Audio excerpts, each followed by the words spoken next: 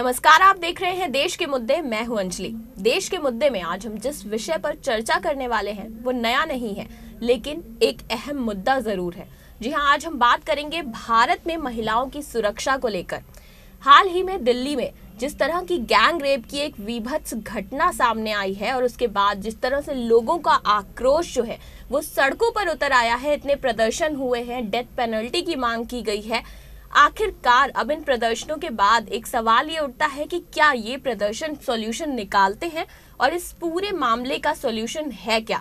क्या आज इन प्रदर्शनों के बाद अब महिलाएं भारत में सुरक्षित हो गई हैं? इसी विषय पर आज हमारे साथ बातचीत के लिए स्टूडियो में मौजूद हैं जानी मानी सुप्रीम कोर्ट लॉयर और भाजपा महिला मोर्चा की उपाध्यक्ष श्रीमती मीनाक्षी लेखी जी। लेखी जी, बहुत बहुत स्वागत है आपका। मीनाक्षी जी, सबसे पहले तो हम आपसे ये जानना चाहेंगे कि इतने प्रदर्शन होने के बाद जिस तरह की ये घटना थी, लोगों का आक्रोश जरूर उमड़ा, लेकिन इन सब के बाद सॉल्यूशन क्या है? क्या महिलाएं भारत में सुरक्षित हो गई हैं अब, या जरूरी कदम उठाए जा चुके हैं इतने प्रदर्शन के बाद? देखिए, कदम क्या क्या उठने चाहिए वो पहले से कानून की किताबों पर और तमाम सरकारी किताबों पे मौजूद है, जिसमें सबसे पहला जो केस है वो 1995 का Delhi domestic workers forum versus union of India supreme court का केस है, जिसमें उसमें कुछ दिशा निर्देश जारी हुए थे और गाइडलाइंस जो हैं उनको आज तक फॉलो नहीं किया गया। और 8 गाइडलाइंस उसमें मौजूद थी, जिसमें इन कैमरा प्रोसीडिंग, उसको डॉक्टर मिले, उसको क्रिमिनल जस्टिस इंजरी बोर्ड की स्थापना हो और तमाम इस तरीके की चीज़ें उसमें लिखी हुई थी, मगर उनको कभी फॉलो नहीं किया गया, पूरी तरीके से इम्प्लीमेंट नहीं किया गया। उसके बाद सुप्रीम कोर्ट के केस के बाद 172वीं जो है एक रिपोर्ट लॉ कमीशन की, उसमें कानून में क्या क्या तब्दीली होनी चाहिए वो उसमें पूरा जिक्र था कि हर केस जो है वो रेप बनने से पहले कहीं ना कहीं eve teasing, molestation, outraging the modesty of a woman, उस सारे चीज़ों से गुजरता है। तो अगर आप इस कानून पर लगाम लगाना चाहते तो आपको जो शुरू में हरकतें होती हैं उनको उसी वक्त लगाम लगाने की आवश्यकता है। कानून में क्या क्या तब्दीली होनी चाहिए, उसको जेंडर न्यूट्रल करना चाहिए और बहुत सारी चीज़ें जो रेप से कम नहीं होती उनको इस पर्व्यू के बाहर रखा हुआ और इसको रेप का नाम ना देके सेक्सुअल असॉल्ट का नाम दिया जाए। वो 172वीं रिपोर्ट है, वो भी कानून की किताबों पे मौजूद है और आज तक उसको भी इम्प्लीमेंट नहीं किया गया। महिलाओं के विषय को लेकर होम मिनिस्ट्री की अपनी प्रोटोकॉल है और उस प्रोटोकॉल में एक दिल्ली पुलिस में 303/2010 करके एक स्टैंडिंग कमेटी की वो है ऑर्डर, स्टैंडिंग कमेटी ऑर्डर, वो भी आज तक इम्प्लीमेंट नहीं हुआ। तो मेरा ये मानना है कि चाहे वो वर्मा कमीशन हो, चाहे वो वर्मा कमेटी हो, चाहे वो जस्टिस उषा मेहरा कमेटी हो, इनसे कोई नई चीज़ नहीं निकलने वाली, क्योंकि जो चीज़ें इतने वर्षों से पड़ी हैं और वही इतने वर्षों वाली चीज़ें अगर इम्प्लीमेंट हो गई होती तो शायद थोड़ी दशा बेहतर होती। लेकिन बावजूद ये सब के भाजपा की तरफ से भाजपा का कहना था कि नहीं, हमें जो सुझाव है वो देने चाहिए, तो हम लोगों की तरफ से भी कुछ सुझाव गए और उसमें कानून में बदलाव की भी उसमें एक बात है।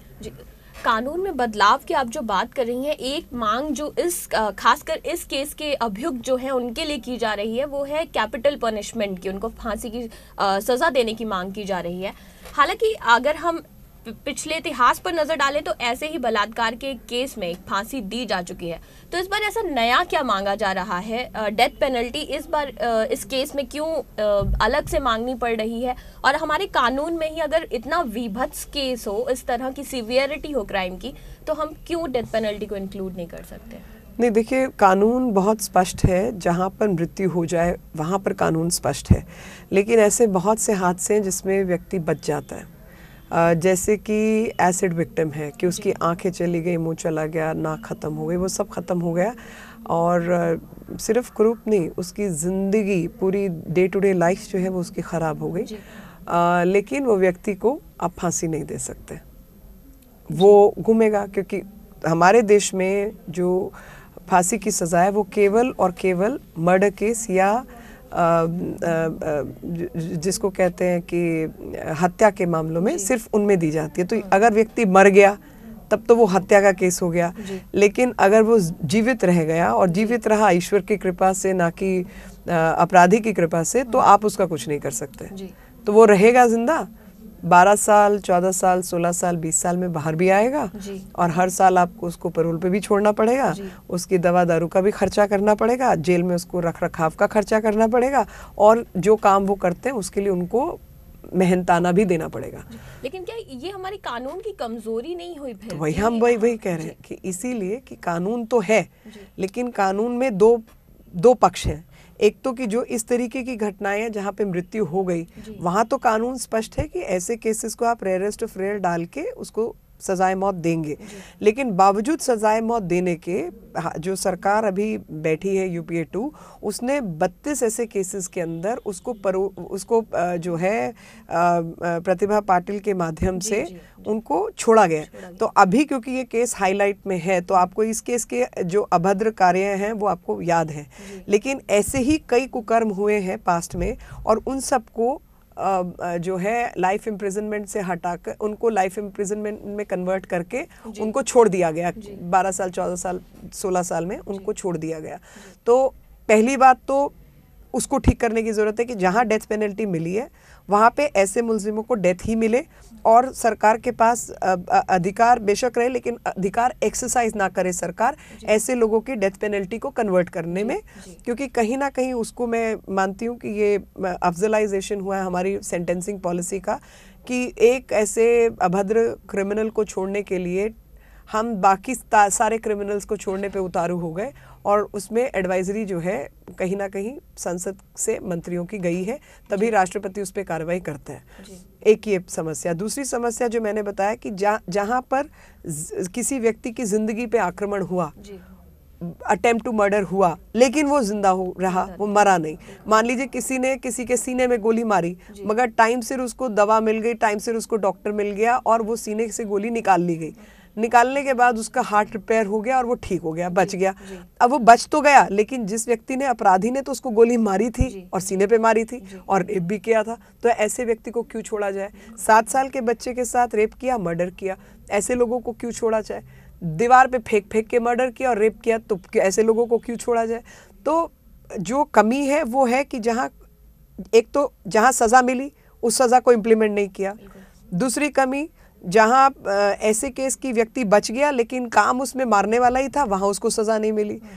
तीसरे केसेस की ऐसा कोई हादसा उसके साथ हो गया कि मान लीजिए जैसे ये केस था कि लड़की जिंदा रहती लेकिन उसकी इंटेस्टाइन्स नहीं होती और वो पूरी ज़िंदगी आईवी फ्लूइड के ऊपर अपनी ज़िंदगी काट रही होती, इंटेस्टाइन्स आधी पौनी ख़त्म कर दी गई होती, तो ऐसे व्यक्ति को ज़िंदा रखना चाहिए? उसने तो अपनी तरफ से मार ही दिया था, वो जिंदा रह गई तो उसमें उसका क्या हाथ है? वो तो डॉक्टरों का करामात है। किसी और महिला की आंख निकाल दी, किसी का हाथ काट दिया, किसी का पाँव काट दिया, किसी की गर्दन काट दी। गर्दन काटने से खून इतना निकला कि वो आधी साइड उसकी पैरालिटिक हो गई या ब्रेन को खून जाना बंद हो गया। तो कुछ ऐसे लाइफ ऑल्टरिंग जो इवेंट्स हैं जो इतने भयानक हैं, उन तमाम केसेस में डेथ पेनल्टी होनी चाहिए, ये हमारी मांग है और ये कानून में बदलाव की हम मांग करें। और इसमें एक और चीज़ कि जो भी ऐसे केसेस हैं जहाँ पे गैंग रेप या किडनैपिंग एब्डक्शन और साथ में रेप हुआ हो, तो ऐसे केसेस के अंदर भी डेथ पेनल्टी की हम मांग कर रहे हैं। जी, तो पुलिस प्रशासन और कानून सभी की भूमिका पर सवाल तो बहुत खड़े हुए हैं इस पूरे मामले में, लेकिन अब इस मामले की सुनवाई जो हो रही है, ये तय किया गया है कि ये बंद कमरों में होगी ये सुनवाई। मीडिया इस बात को लेकर नाराज है और उसकी तरफ से के अगेंस्ट केस भी फाइल किया गया है, जिस केस को आप लड़ रही हैं मीडिया की तरफ से। तो क्या मानना है आपका कि आखिर क्या सोच कर ये निर्णय लिया गया है कि बंद कमरों में इस केस की सुनवाई होगी और कितना जायज़ है ये?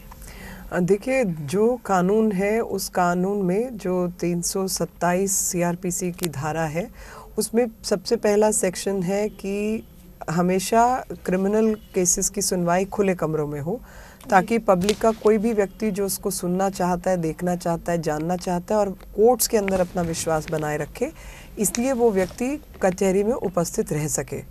उसी के एक्सेप्शंस में लिखा है कि रेप के केसेस के अंदर आप उसको बंद कमरे में सुनवाई करेंगे। लेकिन उसके पीछे जो सोच थी वो ये थी कि पहले वो केसेस की भी सुनवाई खुले कोर्ट्स में होती थी, तो जो लड़कियों को बयान देने में एक हिचकिचाहट होती थी क्योंकि प्रश्न इस तरीके के होते हैं। दूसरा, ऐसे केसेस के अंदर जो है लड़कियों को जैसे मान लीजिए वापस ज़िंदगी में रिहैबिलिटेट होना है, शादी करनी है, घर परिवार चलाने हैं, नौकरी पे जाना है, तो अगर रेप का केस हो चुका है तो फिर उसको वापस समाज में जो है रहने और उसमें दिक्कत आती। तो इसलिए उसकी सोच थी कि उसके मुताबिक उसको बंद कमरे में लड़की के करके होना चाहिए। लेकिन इस केस में लड़की की तो मृत्यु हो चुकी है और लड़की के जो पिता हैं उन्होंने उस बच्ची के बारे में पूरे फॉरेन मीडिया के आगे उसका नाम वगैरह बता दिया गया है और सब कुछ बता दिए। जो हमारे देश का मीडिया है बल्कि उसने उस सीमा रेखा का उल्लंघन नहीं किया और उन्होंने कहीं उस लड़की के बारे में नाम नहीं लिखा, कोई किसी भी प्रकार से कोई गलत चीज़ उस लड़की के बारे में नहीं लिखी। और बल्कि मीडिया ने जिस तरीके से इस केस को उठाया वो अपने आप में एक मूवमेंट के रूप में सामने आया। जब ऐसा हुआ तो कहीं ना कहीं इसमें प्रशासन की भूमिका दिखाई देती है मीडिया को बाहर रखने के लिए। और वो प्रशासन की भूमिका इस प्रकार से दिखाई देती है कि जब चार्जशीट दाखिल की गई कोर्ट में तो उस चार्जशीट के ऊपर बाहर वाले पन्ने पे 302 लिखा नहीं गया था। सेक्शन ही 302 यानी मृत्यु वाला, मर्डर वाला, कत्ल वाला सेक्शन नहीं था। तो तमाम मीडिया ने चला दिया कि पुलिस की लापरवाही, 302 नहीं लिखा गया। तो उससे ये लोग परेशान हुए। इन्होंने, दिल्ली पुलिस ने मीडिया को एडवाइजरी जारी की कि 302 नहीं, ये आप मीडिया की जो ये इस केस से रिलेटेड जो भी समस्या है आप उसको पब्लिश नहीं करेंगे। मीडिया के कुछ लोग प्रेशर में आ गए, उन्होंने नहीं पब्लिश की। कुछ लोग नहीं आए कि भाई तुम कौन होते हो हमें एडवाइस करने वाले, उन्होंने छाप दिया। तो जब इनको लगा कि मीडिया पे तो हम प्रेशर डायरेक्टली नहीं डाल पाएंगे तो अगले दिन कोर्ट में तारीख थी। उस कोर्ट की तारीख में ये कहा, कोर्ट को खुला छोड़ दिया गया कि जो मर्जी पब्लिक के सारी भीड़ भाड़ वहाँ इकट्ठी हो जाए। रेगुलेट करना चाहिए कि कौन अंदर जा रहा है, किसका इस केस से संबंध है, किसका नहीं है। कुछ नहीं किया तो कोर्ट भर गया। अब वो इतनी तरीके से भरा कि कोर्ट में काम नहीं कर सकते। कोर्ट में काम नहीं कर सकते, जज उठ के चली गई। तो आईओ और जो प्रोसिक्यूटर है दोनों उठ के उनके चेम्बर में जाके मिले। वहाँ चेम्बर में जाके मिलने के बाद वो 2:30 बजे वापस आए और उन्होंने ये ऑर्डर किया, प्रोसिक्यूटर ने एप्लीकेशन लगाई और उन्होंने ये ऑर्डर किया कि इस केस की सुनवाई जो है वो ओपन कोर्ट में नहीं होगी। वो वाले सेक्शंस को इन्वोक किया कि इसकी जो सुनवाई है वो क्लोज, उसमें वो इन कैमरा होगी और साथ में कोई किसी को अधिकार नहीं है इस केस के बारे में कुछ भी लिखने का जब तक कि वो कोर्ट की परमिशन ना ले। तो उसमें जो कैच 22 है वो ये है कि मैं कोर्ट में रहूं तो परमिशन लूं।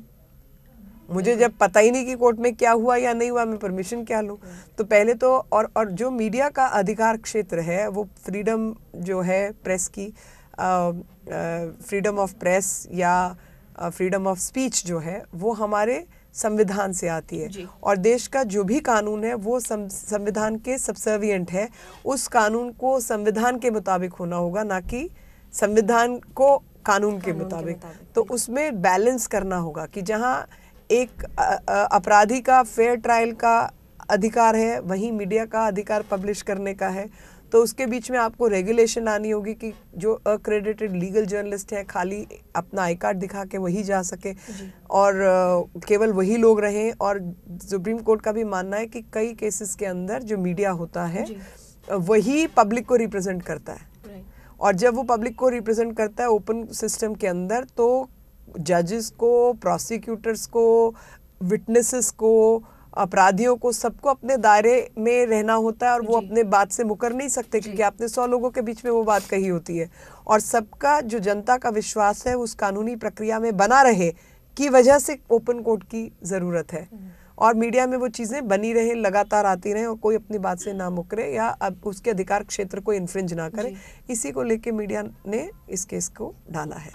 अगर हम बात करें ऐसे क्राइम केसेस की तो एक बड़ा विवाद जो अब ये खड़ा हो रहा है कि जो जिस तरह का कल्चर चल पड़ा है या एड्स हैं, मूवीज़ हैं, इनमें जिस तरह की चीज़ें दिखाई जा रही हैं इनका असर पड़ता है और उसकी वजह से क्राइम रेट भी इंक्रीज होता है। आप कितना इत्तेफाक रखती हैं, क्या एड्स और मूवीज़ में जो इनडिसेंट रिप्रेजेंटेशन ऑफ वुमेन है उससे फ़र्क पड़ता है इन क्राइम केसेस? बिल्कुल पड़ता है, बिल्कुल पड़ता है। देखिए 2 तरीके हैं ट्रेनिंग के, एक तो परिवार ट्रेन करता है, एक समाज ट्रेन करता है जी। दोनों में आपकी मर्यादाएं और आपकी क्षमताएं और आपकी पिक्चराइजेशन या इमेज बिल्डिंग जो है वो हो जाती है, ब्रांडिंग हो जाती है। तो जहाँ कभी परिवार फेल करता है तो कभी समाज फेल करता है कि आपकी माँ तो बहुत अच्छी थी, उन्होंने तो आपको सही रास्ता दिखाया, आप बिगड़ गए क्योंकि आपको यार दोस्त खराब मिल गए, या यार दोस्त खराब होने के बावजूद आप टिके रहे क्योंकि आपके पारिवारिक संस्कार बहुत अच्छे थे।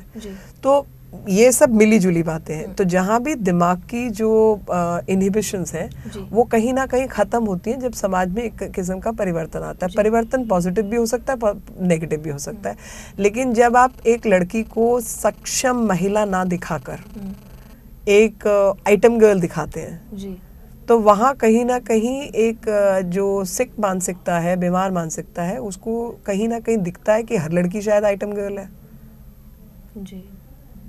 जब आफ्टर शेव के एड में आप लड़कियों को भागते हुए दिखाते हैं आधे पौने कपड़ों में या कुछ इस तरीके की चीज़ें, तो हर पुरुष के मन में शायद ये इच्छा आती है कि शायद ये सारी लड़कियां ये वाले आफ्टर शेव के बाद ऐसे ही भागेंगी।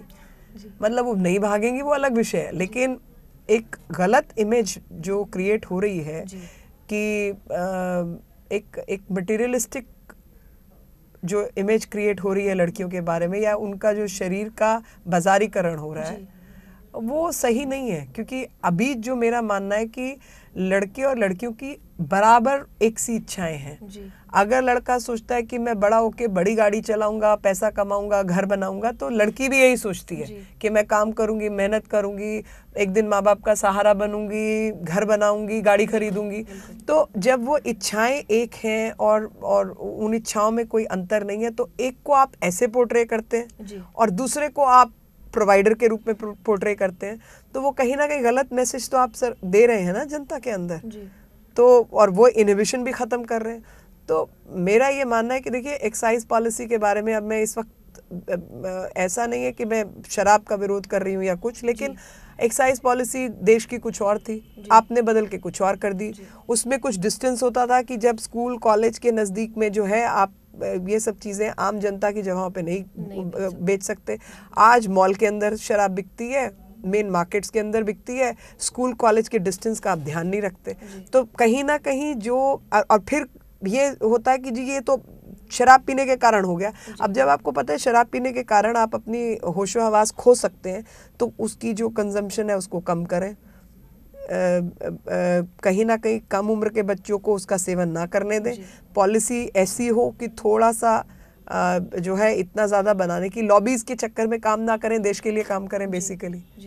तो आखिर कुछ चीज़ों को अगर एक लंबे समय तक खराब कहा गया है तो उनका कुछ असर देख के ही कहा होगा ना।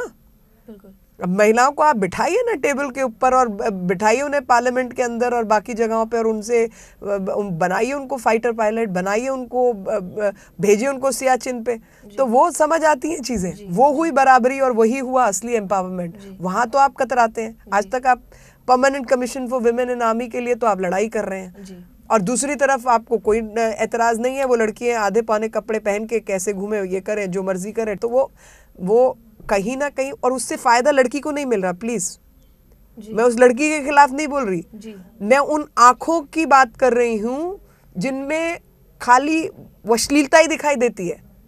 लेकिन फिर क्या ये मानसिकता पे क्वेश्चन नहीं रेज करता है? ये परवरिश पे क्वेश्चन, आपके आसपास के माहौल पे क्वेश्चन रेज करता है? सब चीजों क्योंकि अगर कोई एक्टर है या अगर कोई मॉडल है तो वो अपना एक प्रोफेशन ही तो है वो उनका। नहीं, देखिए एक्टिंग और मॉडल प्रोफेशन होने में दिक्कत नहीं है, लेकिन एक्टिंग और मॉडल होने के बाद उनको किस तरीके से प्रस्तुत किया जाता है वो कहीं ना कहीं प्रोड्यूसर के, डायरेक्टर के हाथ में होता है जी। उसका तो प्रोफेशन है, उसको तो जो आप काम करेंगे वो काम करके आएगा। उसके ऊपर मेरा नजरिया कुछ और है जी। लेकिन जो काम करवा रहे हैं उनके ऊपर तो मैं प्रश्न चिन्ह लगाऊंगी या नहीं? मैं उन पे प्रश्न चिन्ह लगा रही हूँ कि भैया जो आदमी एक बहुत एम्पावर्ड औरत का, एक फाइटर पायलट का रोल कर सकता है, तुम उससे आइटम गर्ल का रोल करवा रहे हो, तो प्रॉब्लम तुम्हारे साथ है या नहीं? जो उसका पोर्ट्रेयल ही आप ये कर रहे हैं, वो तो एक्टर है भाई, उसको पैसे चाहिए, उसने काम करना है, वो तो नौकरी हो गई। लेकिन जो नौकरी करवा रहा है वो एक एम्पावर्ड टैक्सी ड्राइवर लड़की बनाने की बजाय एक बस्ती के अंदर आइटम का सॉन्ग रख देता है, तो वो प्रॉब्लम उस डायरेक्टर की है या नहीं? जी। उसी बस्ती के अंदर लड़कियां शायद ऑटो चलाती हों या टैक्सी चलाती हों। बिल्कुल। तो एम्पावरमेंट का तो वो नहीं आप दिखाएंगे, आप उसको एक दूसरे रूप में दिखाएंगे। जी। तो कहीं ना कहीं सोच वो आइटम गर्ल की कम, प्रोड्यूसर डायरेक्टर की ज्यादा है कि जहाँ पे आप बाजारी जो रिप्रेजेंटेशन है वो आप पॉजिटिव स्टोरीज नहीं कर रहे हैं, आप नेगेटिव स्टोरीज ही कर रहे हैं। आप दिखा रहे हैं कि औरतों के अंदर सिवाय सेक्सुअलिटी के दूसरी चीज ही नहीं है। ऐसा नहीं है, ऐसा नहीं है, उनमें बहुत बुद्धि भी है। जी जी। आखिर में एक और सवाल, एक और विवाद जो है वो लड़कियों के कपड़ों को लेकर होता है। आपका क्या मानना है? बहुत सारी स्टेटमेंट्स भी आई हैं इन चीज़ों को लेकर। क्या सच में कपड़े इन चीज़ों में कोई रोल प्ले करते हैं? प्रोवोकेटिव क्लोथ्स कुछ होते हैं या नहीं, कपड़ों की कहाँ तक भूमिका? देखिए मेरा ये मानना है कि इसमें बड़ी बैलेंस सी अप्रोच होनी चाहिए। मुझे लगता है कि हर महिला को, हर लड़की को पता है कि किस वर्किंग माहौल में वो जाती है, किस परिप्रेक्ष्य में वो रहती है, कैसे उसको बस में जाना है, कैसे मेट्रो में जाना है, मौसम के हिसाब से क्या कपड़ा ठीक है क्या नहीं है, तो वो अपने हिसाब से पहनती है। लेकिन आप उन पुरुषों को क्यों नहीं प्रश्न चिन्ह लगाते जो साड़ी, सलवार कमीज, पूरे कपड़े पहने वाली, मतलब या मैं कहूँगी बुर्के वाली महिला को भी छेड़छाड़ करते हैं। तो वो जो गंदगी है, वो गंदगी उसकी कपड़ों में नहीं है, बल्कि उनकी निगाहों में। मैं वही कह रही कि मेरा प्रश्न जो है वो निगाहों से जो इस तरीके के प्रश्न करते हैं। दूसरा, आप कोई भी रेप केस उठा के देख लीजिए और आप उसमें देखेंगे कि लड़कियों ने बिल्कुल ऐसे कपड़े पहने हुए थे जो कि कोई भी आम लड़की उस पर्टिकुलर शहर में, गांव में, अपने घर में पहनती है। तो उसने कोई ऐसे अजीब कपड़े नहीं पहने हुए थे। तो कपड़े और ये सब तो बहानेबाजी और क्या कहते हैं, उनके कपड़ों पे प्रश्न कम, अपनी इच्छाओं और दिमाग पे ज्यादा लगाओ ना, तो तब शायद मामला सुधरे। तो पुलिस प्रशासन और जुडिशियल रिफॉर्म की तो हमें ज़रूरत है, लेकिन साथ ही सोशल रिफॉर्म भी बहुत ज़रूरी है। देश के मुद्दे में आज हम अपना एपिसोड यहीं पर ख़त्म करते हैं। मीनाक्षी जी, आपने अपना वक्त दिया, इसके लिए बहुत बहुत धन्यवाद। आपसे फिर मुलाकात होगी देश के मुद्दे के एक नए अंक में, नए मुद्दे के साथ। तब तक के लिए मुझे आज्ञा दीजिए। नमस्कार।